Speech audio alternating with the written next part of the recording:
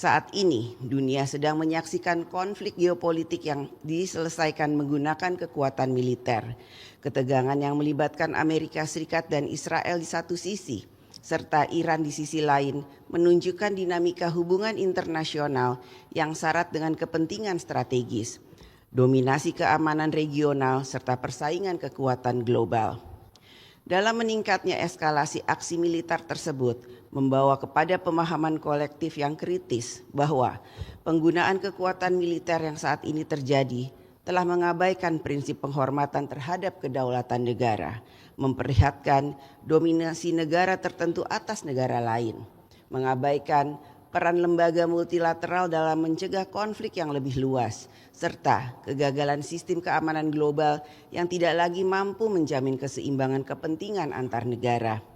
Konflik antara Amerika Serikat, Israel, dan Iran tidak hanya mencerminkan pertentangan kepentingan di tingkat regional, tetapi juga menggambarkan tantangan besar bagi tata kelola global ke depan. Situasi ini menegaskan kembali pentingnya penguatan hukum internasional, peran lembaga internasional dalam menjaga perdamaian, keadilan, stabilitas dunia, serta hak negara dalam mempertahankan kedaulatannya. Atas nama pimpinan dan anggota Dewan Perwakilan Rakyat Indonesia, kami menyampaikan duka cita yang mendalam atas wafatnya Yang Mulia Ayatullah Ali Khamenei, pimpinan tertinggi Republik Islam Iran,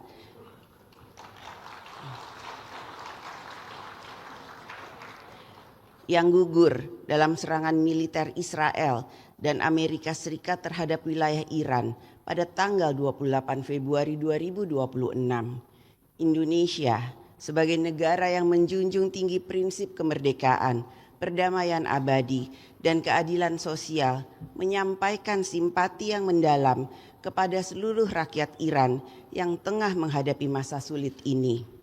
DPR RI mendukung setiap upaya dan inisiatif diplomasi, baik yang dilakukan secara bilateral, regional, maupun multilateral, untuk mendorong seluruh pihak dapat menahan diri dan menghindari eskalasi konflik yang lebih luas, mengedepankan penghormatan terhadap kedaulatan negara, serta menyelesaikan sengketa secara damai.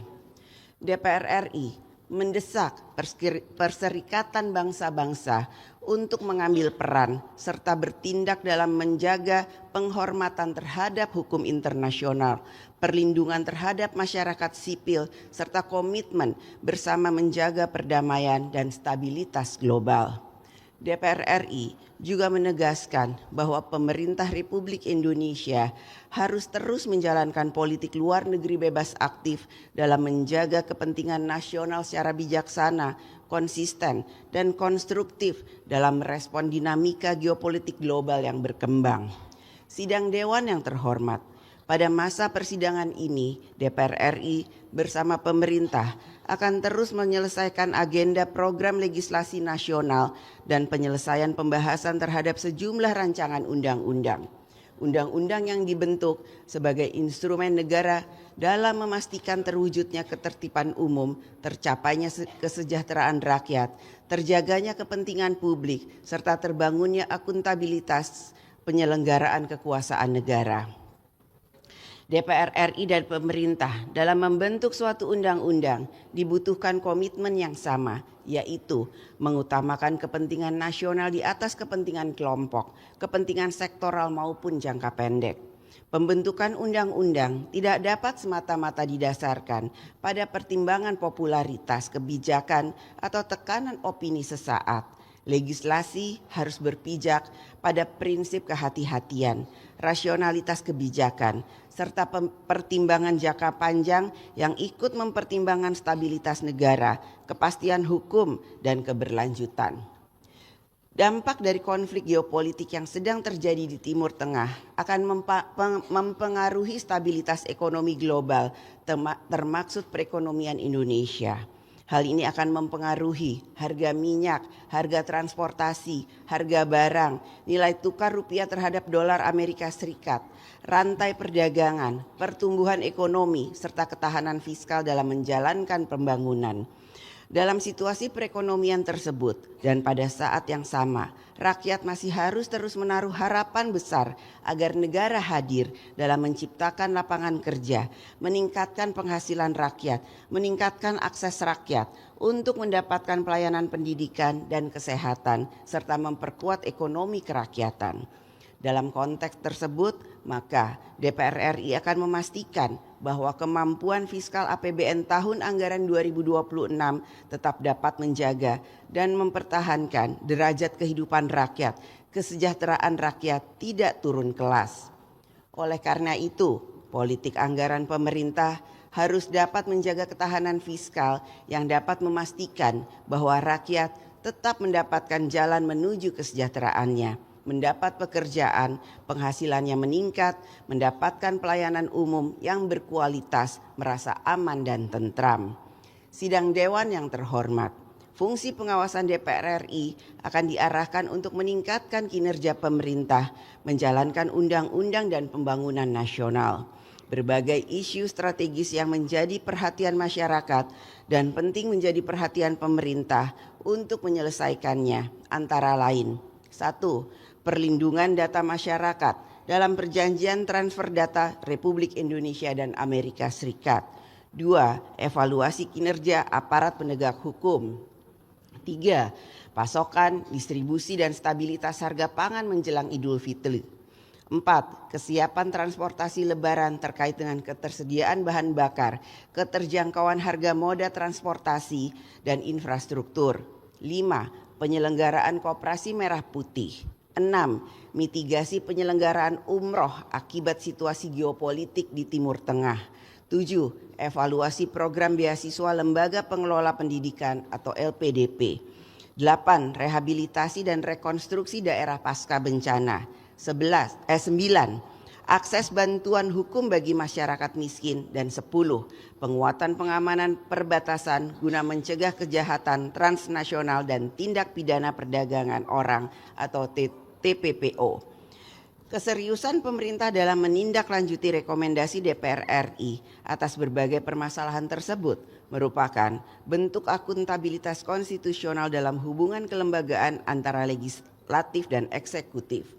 Sidang Dewan yang terhormat, pada situasi ketidakpastian global saat ini, maka DPR RI akan terus memperkuat diplomasi parlemen melalui kerjasama antar parlemen, termasuk dengan menerima delegasi parlemen dari negara sahabat.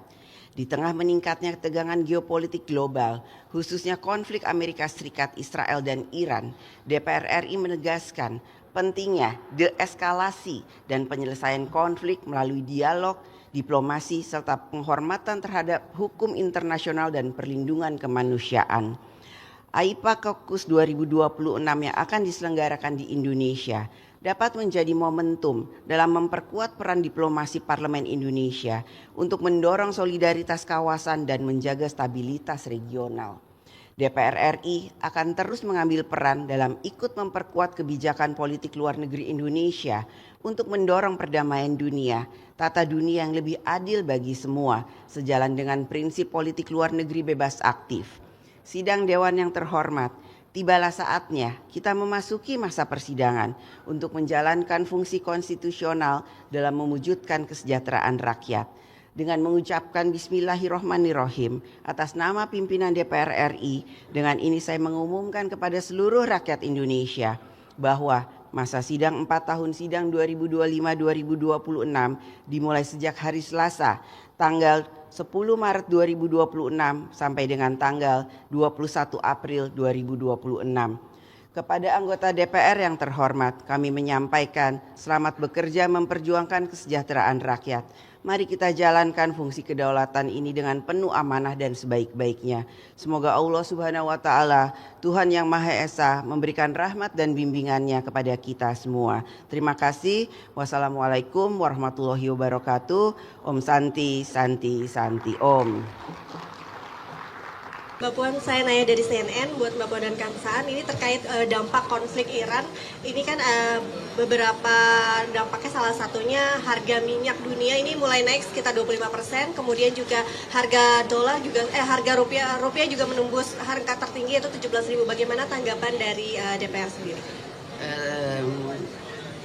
Kami sudah meminta kepada pemerintah baik secara langsung atau tidak langsung untuk memitigasi hal ini. Dan hari ini DPR sudah memulai masuk atau memulai sidang. Tentu saja nantinya di komisi yang terkait akan meminta kepada mitra-mitranya atau kepada pemerintah untuk memitigasi hal tersebut sehingga APBN 2026 nantinya bisa menyesuaikan dengan situasi global yang sedang terjadi pada saat ini. Mbak Puan, Andi dari Kata Data mau tanya soal strategi ratifikasi DPR dalam Agreement of Reciprocal Tariff Indonesia sama Amerika Serikat. Itu bakal bisa tahun ini atau enggak ratifikasinya atau gimana? Sama kan sekarang tadi lanjutin Mbak CNN, harga Brent sama WTI udah sempat tembus $120. Brent sama WTI minyak bumi mentah kemarin udah tembus $120. Sedangkan sekarang kan mau mudik ya. Itu gimana cara DPR bisa untuk membujuk atau bekerja sama dengan pemerintah menekan harga biaya mudik nantinya? Itu tupoksi pemerintah untuk menyiasati terkait dengan standar atau biaya mudik. Namun yang pasti kami akan meminta segala sesuatu kebijakan yang akan dilaksanakan oleh pemerintah jangan sampai kemudian membebani atau memberatkan rakyat. Makanya salah satu poin yang tadi saya sampaikan dalam pidato saya yaitu terkait dengan kondisi menjelang Idul Fitri. Apakah itu terkait dengan biaya transportasi, kemudian juga sembako, kemudian juga hal-hal lain yang terkait dengan masalah-masalah menjelang Idul Fitri jangan sampai kemudian membebani atau memberatkan masyarakat, karena itu memang tupoksinya masyarakat, tupoksinya pemerintah. DPR tugasnya adalah mengawasi, namun dalam waktu yang masih ada 2 minggu ini di menjelang Lebaran tentu saja kami akan meminta pemerintah untuk bisa melakukan semua mitigasi, antisipasi hal-hal yang terbaik untuk dilakukan. Jangan sampai menjelang Lebaran ada hal-hal yang tidak diantisipasi dan memitigasi sehingga membebani dan memberatkan masyarakat, apakah itu transportasi, masalah pangan dan lain sebagainya.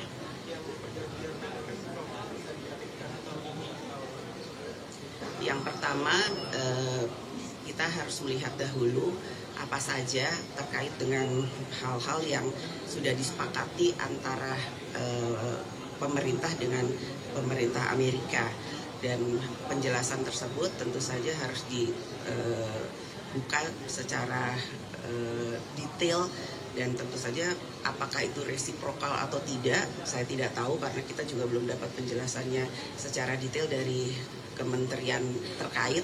Namun yang saya bisa pahami sudah dilakukan perundingan yang terbaik antara Presiden Republik Indonesia dengan Presiden Amerika, dan tentu saja kami berharap tarif terbaik dan yang paling sama-sama menguntungkan di antara dua belah negara.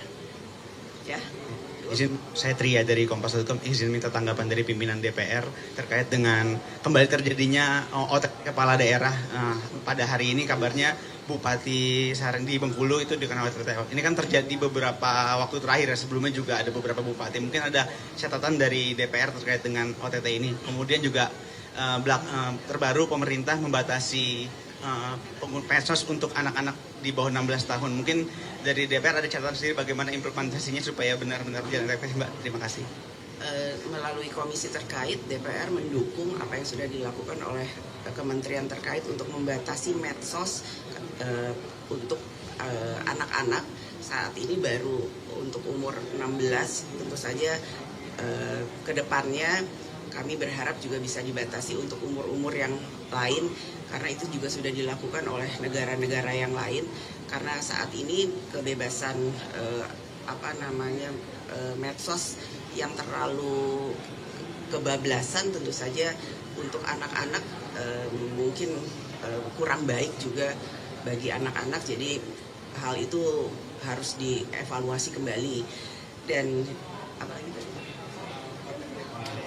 Oh ya, kita harus sama-sama evaluasi antara DPR dengan pemerintah terkait dengan hal tersebut. Apakah kemudian mungkin biaya politik terlalu mahal, atau kemudian bagaimana kemudian memberikan pendidikan akuntabilitas kepada seluruh kepala daerah, juga bagaimana kemudian memberikan kesadaran kepada seluruh kepala daerah bahwa ya akuntabilitas itu penting, bukan hanya untuk pengawasan akuntabilitas, tapi bagaimana kesadaran untuk sama-sama saling menjaga. Jadi memang harus evaluasi ke semua lini terkait dengan hal tersebut.